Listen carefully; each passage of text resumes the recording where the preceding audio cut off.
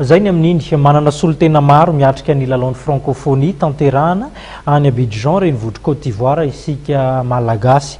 Nosokafana tamin'ny fomba ofisialy alina io lalao io Nisongadina nandritra ny lahateny nifandimbiasana ny maha zava-dehibe ny lalao tahaka izao.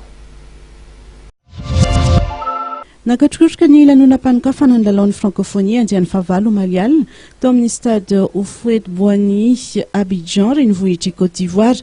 Nasondro ivoiriana tamin'ny alalan'ny fahaiza-manao teo amin'ny lanonana numerika mampiasa ny teknôlôjia vaovao ny lanonana. Voasarika tokoa ny tanora fetinareo tanora ity ary anana ny maizy azy ny tanora ao anatin'ny tontolon'ny frankofonia hoy ny filo ivoiriana Alassane Ouattara nandritra ny kabary no malialina.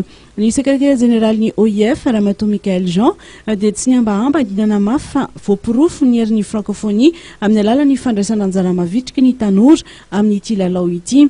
Ery izay mipetraka amin'ny firaisan-kina ny fahaiza-manao mahomby ary ny fahasamihafana izay sata hijoroany ny frankofonia ny nambarany.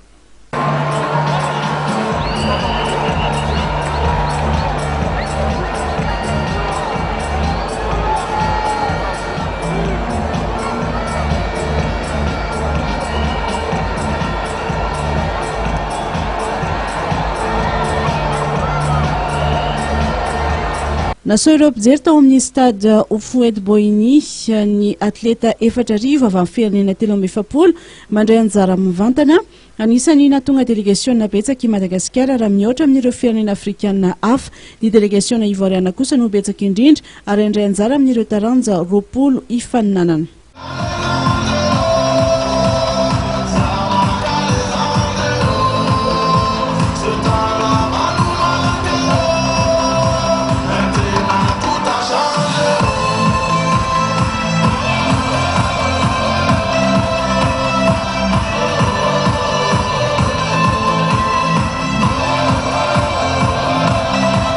Anana 10 andro zany ireo mpifaninana avy amin'ny kontinanta 5 manerana an'izao tontolo izao anio ny talentany eto i Côte d'Ivoire.